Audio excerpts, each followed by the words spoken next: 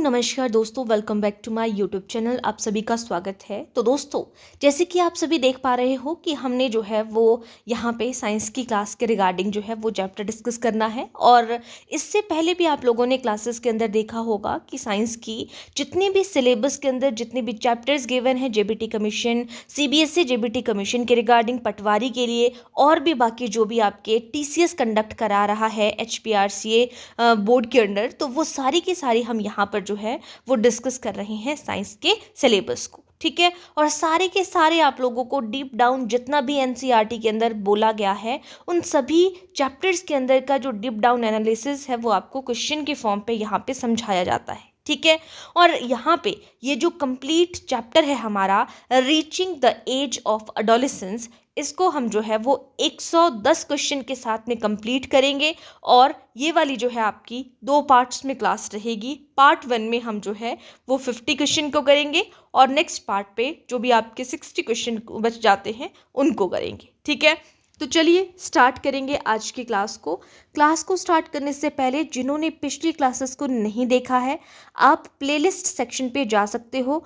वहाँ पे आपको सारी की सारी क्लासेस जो इससे पीछे हुई हैं सीक्वेंस में देखने को मिल जाएंगी। ठीक है, बाकी मॉडर्न हिस्ट्री की, साइकोलॉजी की क्लासेस भी, हिंदी इंग्लिश की क्लासेस भी आपको प्लेलिस्ट पे देखने को मिल जाएंगी। ठीक है, हम यहाँ पे कंप्लीट चैप्टर के बारे में बात कर लेते हैं कि हम कौन कौन सी चीज़ के बारे में यहाँ पे बात करेंगे।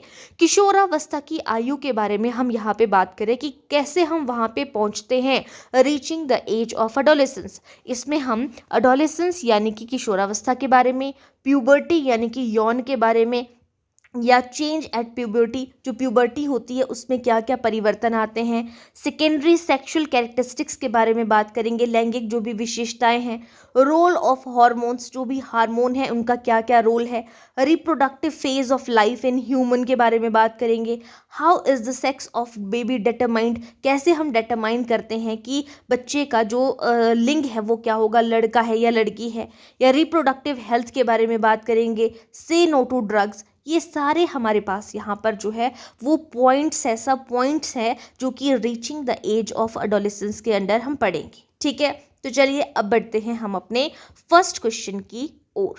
पहला क्वेश्चन, यही चीज़ आपको जो है वो साइकोलॉजी के अंदर भी देखने को मिलती है, तो आपके साइंस के अंदर भी इस चैप्टर को इंक्लूड किया गया है। तो मैं आपको बता दूं कि अगर हम डेवलपमेंट की स्टेज के बारे में बात करें तो मेनली हमारे पास जो है वो 4 होती है।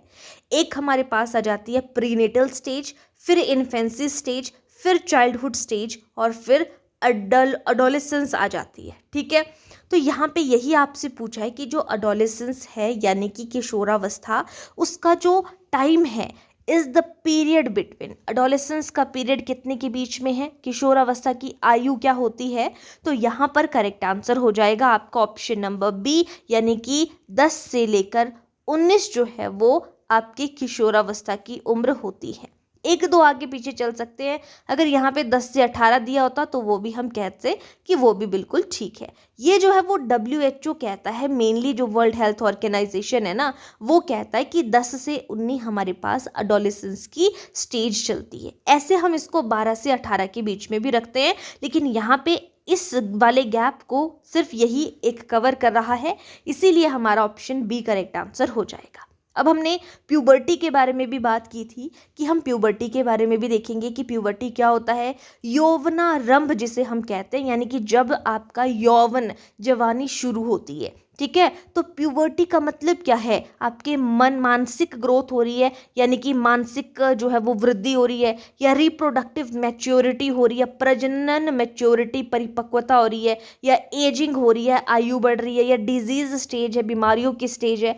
तो प्यूबर्टी का मतलब है यौवनारंभ, यानी कि जब यौवन स्टार्ट हो रहा है, यानी कि जब आपके अंदर जो है वो रिप्रोडक्टिव तौर पे जो है वो मैच्योरिटी आ रही है, उसको कहेंगे यहाँ पे प्रजनन परिपक्वता।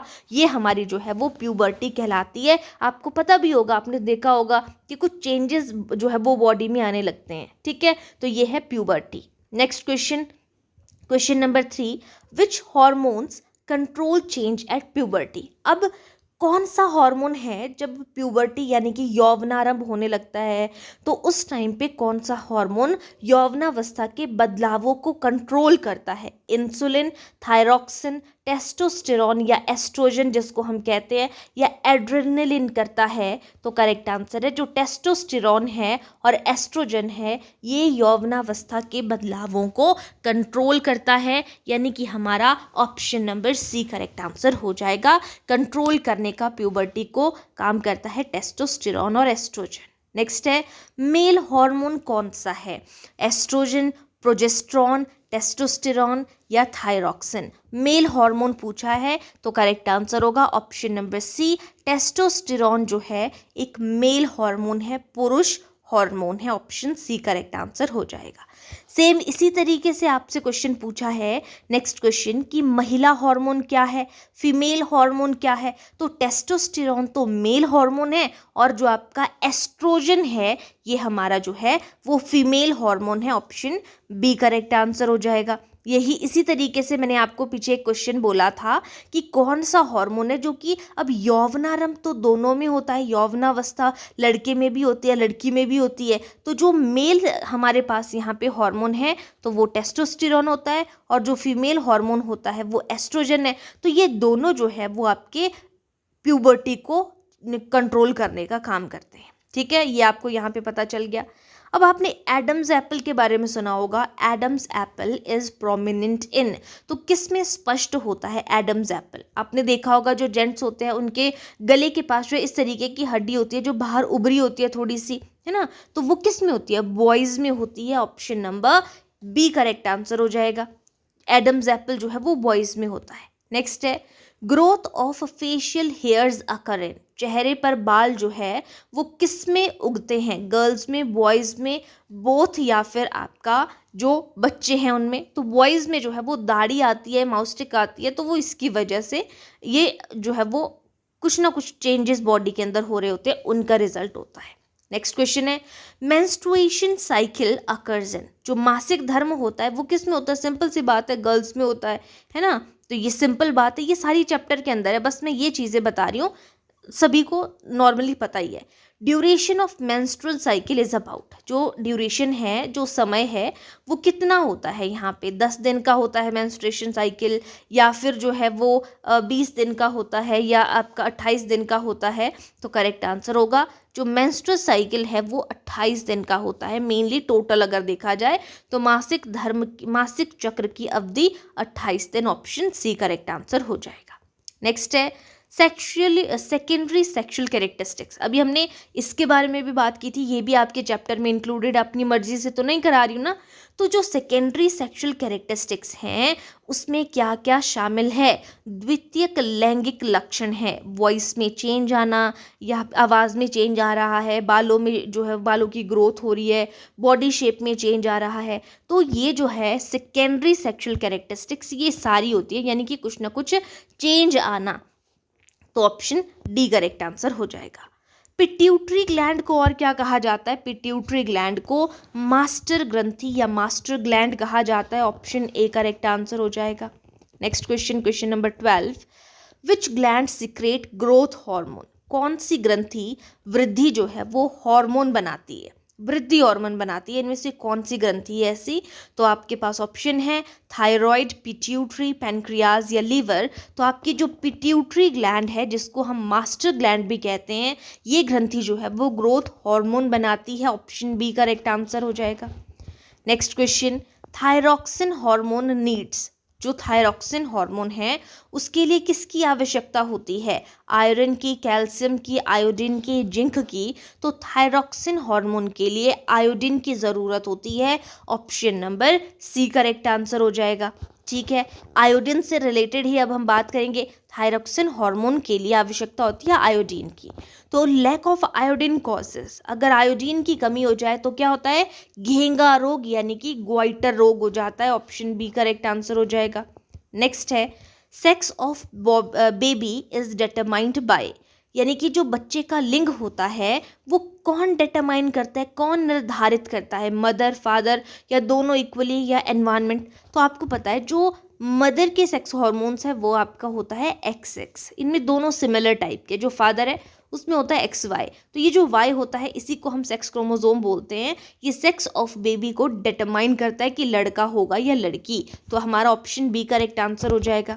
नेक्स्ट क्वेश्चन है क्रोमोसोम्स इन ह्यूमन आर, मनुष्य में गुणसूत्र होते हैं तो कितने गुणसूत्र होते हैं? पेयर नहीं बोला है, सिंपल पूछा है गुणसूत्र, तो 46 होंगे। अगर आपसे पेयर पूछा होता तो हम 23 कह सकते थे। नेक्स्ट है मेल क्रोमोसोम कॉम्बिनेशन इज, ये सिंपल सा क्वेश्चन है, पूछ लिया जाता है। तो मेल पुरुष में गुणसूत्र संयोजक क्या होता है? XY होता है। और वहीं पर अगर फीमेल पूछा होता तो XX हो जाता। ठीक है, तो ये हमारा ऑप्शन बी करेक्ट आंसर होगा इस क्वेश्चन का, क्योंकि आपसे मेल का पूछा था। यही क्वेश्चन आ गया। महिला में गुणसूत्र संयोजक तो ऑप्शन बी XX होता है। नेक्स्ट है reproductive phase in females begins at, महिलाओं में जो प्रजनन अवस्था शुरू होती है तो वो कब होती है? बर्थ पे यानी कि जन्म पे, प्यूबर्टी यानी कि यौवनावस्था पे, ओल्ड एज यानी कि जो प्रौढ़ावस्था है, चाइल्डहुड यानी कि बाल्यावस्था। तो प्रजनन कब शुरू होता है? जब बच्चा जो है कहाँ पे, यौवनावस्था में मतलब जा रहा है, एंटर हो रहा है, तो प्यूबर्टी पे शुरू होता है, यौवन पे शुरू होती है जो आपकी रिप्रोडक्टिव फेज है फीमेल की।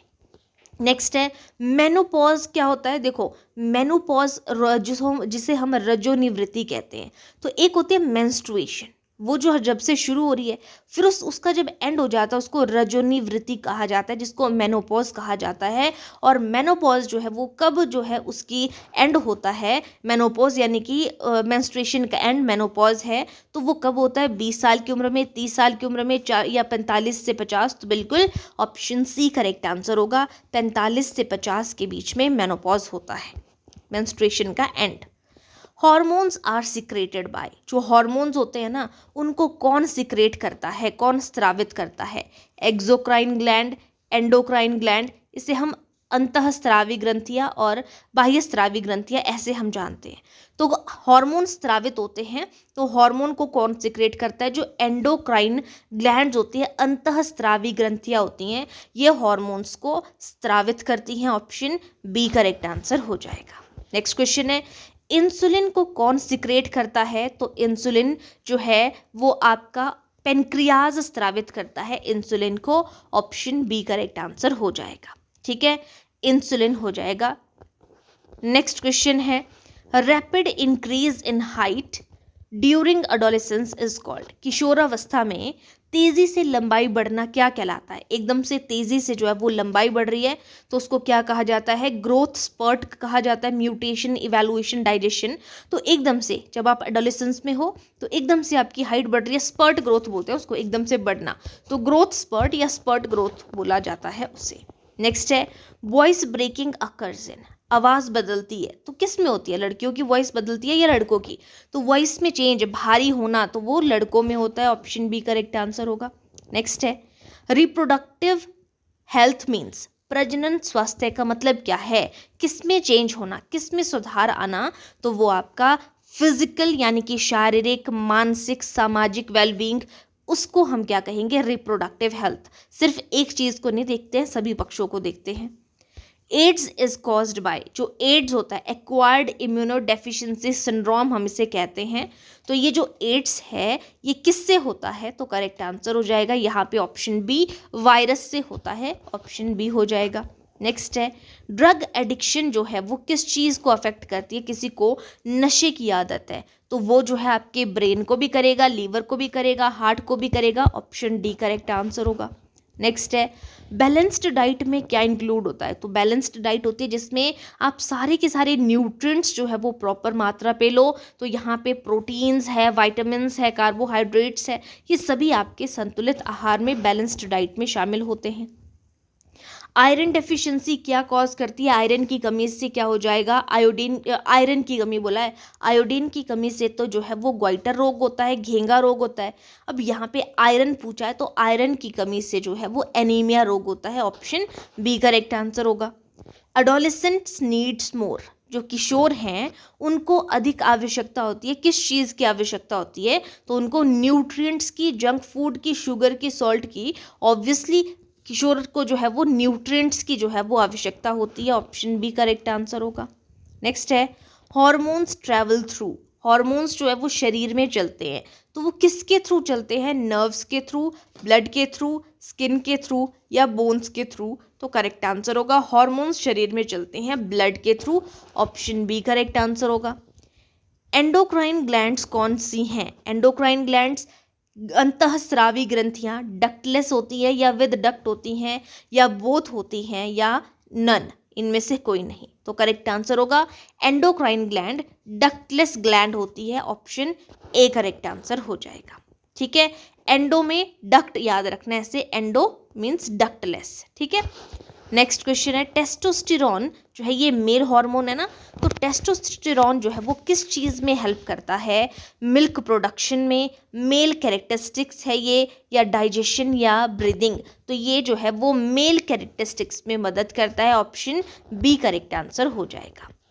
एस्ट्रोस्टेरॉन ये जो है वो एस्ट्रोजन जो है वो फीमेल हार्मोन है, तो एस्ट्रोजन किस में मदद करता है? फीमेल की डेवलपमेंट में हेल्प करता है, ऑप्शन ए करेक्ट आंसर होगा। Mental changes during adolescence includes, जो किशोरावस्था में मानसिक बदलाव आते हैं उसमें क्या बदलाव है? मूड स्विंग्स होंगे, इमोशनल चेंजेस आ जाएंगे, आपने भावनात्मक स्थिरता नहीं होगी यानी कि उसमें परिवर्तन होगा, आपकी थिंकिंग की जो क्षमता है, एबिलिटी है, उसमें परिवर्तन आएगा। तो इन सभी में परिवर्तन आएगा, ऑप्शन डी करेक्ट आंसर हो जाएगा। HIV स्प्रेड्स थ्रू, तो HIV किसके थ्रू जो है वो ह्यूमन इम्यूनो वायरस हम इसे कहते हैं, तो ये किसके थ्रू फैलता है? तो वायरस जो ये एक तरीके का वायरस है और ये ब्लड के कांटेक्ट से फैलता है जो HIV है, ऑप्शन बी करेक्ट आंसर होगा। ये भी मैंने आपको बताया था, से नो टू ड्रग वाला जो ऑप्शन है आपके पास, ये भी आपके सिलेबस में गिवन है। इसका मतलब पूछा गया है नशे से दूर रहने का मतलब क्या है? हेल्दी लाइफ, एडिक्शन किसी चीज़ की आदत, बीमारी या वीकनेस, तो हेल्दी लाइफ है से नो टू ड्रग, यानी कि अगर आप ड्रग्स नहीं करोगे तो क्या होगा? लाइफ हेल्दी होगी। नेक्स्ट क्वेश्चन में बोला है गुड हाइजीन इंक्लूड्स, अच्छी स्वच्छता में शामिल है एक साफ शरीर, साफ कपड़े और हेल्दी हैबिट्स, तो ऑप्शन डी करेक्ट आंसर हो जाएगा। यहाँ पे सिर्फ आपको कैरेक्टरिस्टिक्स याद रखनी है कि गुड हाइजीन के अंदर क्या क्या आता है। नेक्स्ट है पिट्यूटरी ग्लैंड कंट्रोल करता है, तो पिट्यूटरी ग्लैंड क्या है? ग्रोथ हार्मोन भी हमने इसको बोला है ना, तो पिट्यूटरी ग्लैंड जो है वो कंट्रोल करता है ऑल एंडोक्राइन ग्लैंड्स को, अंतःस्रावी ग्रंथियों को। एंडोक्राइन ग्लैंड को हमने क्या कहा? डक्टलेस होती हैं, या सिर्फ डाइजेशन को करती है या सिर्फ रेस्पिरेशन को करती है या नन, तो पिट्यूटरी ग्रंथि जो है वो सारी की सारी जो एंडोक्राइन ग्लैंड्स है उनको नियंत्रित करती है, ऑप्शन ए करेक्ट आंसर होगा। नेक्स्ट है अडोलेसेंस जो है वो किसका पार्ट है या इज अ पीरियड ऑफ? किशोरावस्था है, इसमें कोई चेंज नहीं है, सिर्फ फिजिकल चेंज है, या ओवरऑल डेवलपमेंट आपकी एडोलेसेंस कहलाती है, या डेथ? तो ओवरऑल डेवलपमेंट को हम क्या कहेंगे? एडोलेसेंस का पीरियड कहेंगे कि ये किशोरावस्था है जिसमें ओवरऑल डेवलपमेंट होती है। एडोलेसेंस एंड्स विद, जो किशोरावस्था है समाप्त होती है कब? जब क्या है? ग्रोथ रुक जाती है या रिप्रोडक्टिव मैच्योरिटी आपको प्राप्त हो जाती है, अचीव हो जाती है, प्रजनन परिपक्वता तब आपकी जो आपकी किशोरावस्था है वो समाप्त हो जाती है, या स्कूल एंड हो जाता है, या मैरिज? तो जब आपकी प्रजनन परिपक्वता प्राप्त हो जाती है तो आपकी किशोरावस्था जो है वो समाप्त होती है, ऑप्शन बी करेक्ट आंसर होगा। Puberty is earlier in, puberty यौवनारंभ जो है वो पहले होता है, किस में होता है? यौवनारंभ किस में पहले होगा? तो लड़कियां पहले यौवन होती हैं लड़कों के कंपैरिजन में, ऑप्शन बी करेक्ट आंसर होगा। नेक्स्ट है sweet and wild glands become active during, जो पसीना और तेलीय ग्रंथियां होती हैं वो सक्रिय होती हैं, एक्टिव होती हैं, तो कब एक्टिव होती है वो? चाइल्डहुड में, एडोलेसेंस में, ओल्ड एज में या इन्फेंसी में? तो एडोलेसेंस यानी कि किशोरावस्था में पसीना और तेलीय ग्रंथियां एक्टिव होती हैं। Pimple are caused due to, मुहांसे होते हैं, पिंपल्स होते हैं तो वो किसकी वजह से होते हैं? डस्ट की वजह से, हार्मोनल चेंजेस की वजह से, तो वो हार्मोनल चेंजेस की वजह से होते हैं, ऑप्शन बी करेक्ट आंसर है। Increase in height depends on, अगर लंबाई बढ़ रही है तो वो किस चीज़ के ऊपर निर्भर कर रही है? तो वो जीन्स के ऊपर, हार्मोन्स के ऊपर, न्यूट्रिशन के ऊपर, इन सभी के ऊपर जो है वो निर्भर करती है, ऑप्शन डी करेक्ट आंसर होगा। नेक्स्ट है emotional changes are due to, भावनात्मक बदलाव होते हैं तो वो किसकी वजह से हैं? हार्मोन्स की वजह से, वाटर की वजह से, फूड की वजह से, एयर की वजह से, तो वो हार्मोन्स की वजह से होते हैं भावनात्मक बदलाव। नेक्स्ट है मैक्सिमम ग्रोथ अकर्स ड्यूरिंग, अधिकतम वृद्धि होती है, तो मैक्सिमम ग्रोथ कब होगी, चाइल्डहुड, एडोलेसेंस, ओल्ड एज या बर्थ। तो करेक्ट आंसर है एडोलेसेंस में, यानी कि किशोरावस्था में अधिकतम वृद्धि होती है। नेक्स्ट है एडोलेसेंट शुड अवॉइड, किशोरों को बचना चाहिए, तो किशोरों को किससे बचना चाहिए, जंक फूड से बचना चाहिए, बाकी तो उनको लेनी चाहिए, तो यहाँ पे ऑप्शन सी करेक्ट आंसर हो जाएगा। नेक्स्ट क्वेश्चन है voice box is also called, जो वॉइस बॉक्स होता है जहाँ से हमारी आवाज़ निकलती है उसको और क्या कहा जाता है, वॉइस बॉक्स को लैरिंक्स कहा जाता है, फेरिंक्स कहा जाता है, ट्रैकिया कहा जाता है या लंग कहा जाता है, तो वॉइस बॉक्स को लैरिंक्स कहा जाता है, ऑप्शन ए करेक्ट आंसर हो जाएगा। नेक्स्ट है growth hormones deficiency leads to, वृद्धि हार्मोन की कमी से क्या होता है, अगर ग्रोथ हार्मोन नहीं होगा तो उसकी कमी से क्या होगा, ग्रोथ नहीं होगी तो बौना हो जाएगा जो भी पर्सन है, यानी कि ड्वार्फिज्म होगा, बौनापन आ जाएगा वृद्धि हार्मोन की कमी से, अगर ग्रोथ हार्मोन नहीं है, तो ऑप्शन ए करेक्ट आंसर हो जाएगा। तो ये थे हमारे यहाँ पे फर्स्ट पार्ट के अंदर हमने 50 क्वेश्चंस को डिस्कस किया। छोटी छोटी चीज़ें जो है, छोटे छोटे पार्ट में आपको चीज़ें देखने को मिल रही है, ताकि एक साथ आप सारा ना पढ़ो और इतनी सारी चीज़ें आपके दिमाग में आसानी से बैठ जाए।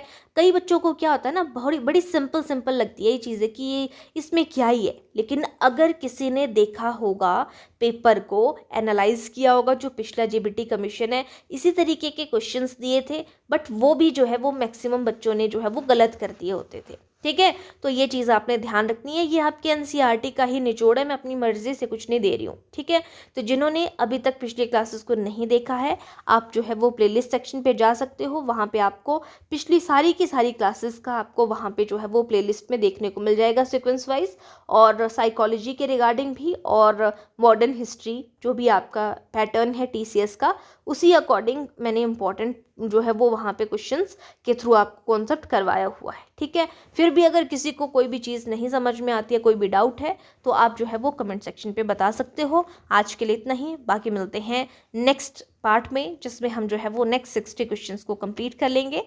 Thank you.